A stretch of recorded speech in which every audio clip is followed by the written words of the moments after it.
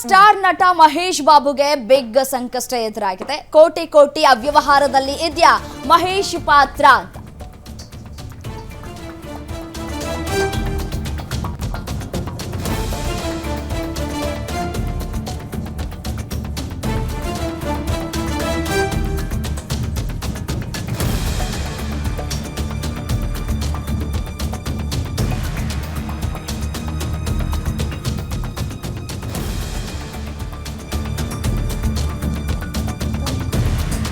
ಮನಿ laundering ಪ್ರಕರಣದಲ್ಲಿ ನಟ ಮಹೇಶ್ ಹೆಸರು ಮಹೇಶ್ ಬಾಬುಗೆ ನೋಟಿಸ್ ಅನ್ನ ಜಾರಿ ಮಾಡಿದ್ದಾರೆ ಇಡಿ ಅಧಿಕಾರಿಗಳು.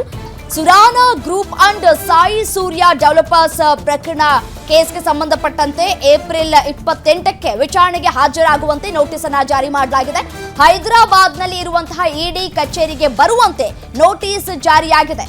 ಏಪ್ರಿಲ್ 16ರ Surana group and Sai Surya developers ಮೇಲೆ ಇಡಿ ರೇಡ್ ಮಾಡಿತ್ತು. ಕಂಪನಿಗಳ ಕಚೇರಿ ಹಾಗೂ ಮುಖ್ಯಸ್ಥರ ನಿವಾಸದ ಮೇಲೆ ದಾಳಿಯಾಗಿತ್ತು.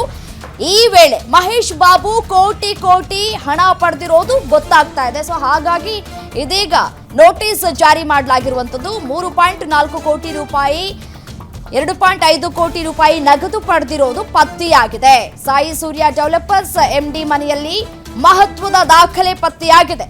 ಸತೀಶ್ ಚಂದ್ರ ಮನೆಯಲ್ಲಿ ಸಿಕ್ಕಂತಹ ದಾಖಲೆ ಆಧಾರದ ಮೇರೆಗೆ ಪ್ರಕರಣ ಬೆಳಕಿಗೆ ಬಂದಿದೆ. ಸಂಸ್ಥೆಯ ಜಾಹೀರಾತಿನಲ್ಲಿ ನಟಿಸಿದಂತಹ ಮಹೇಶ್ ಮತ್ತೆ ಪತ್ನಿ ಮಕ್ಕಳು ಇದೀಗ ಈ ವಿಚಾರಕ್ಕೆ ಸಂಬಂಧಪಟ್ಟಂತೆ ಏಪ್ರಿಲ್ 28ಕ್ಕೆ ಹಾಜರಾಗಬೇಕು ಅಂತ ಹೇಳಿ ನೋಟಿಸ್ ಅನ್ನ ಜಾರಿ ಮಾಡಲಾಗಿರುವಂತದ್ದು.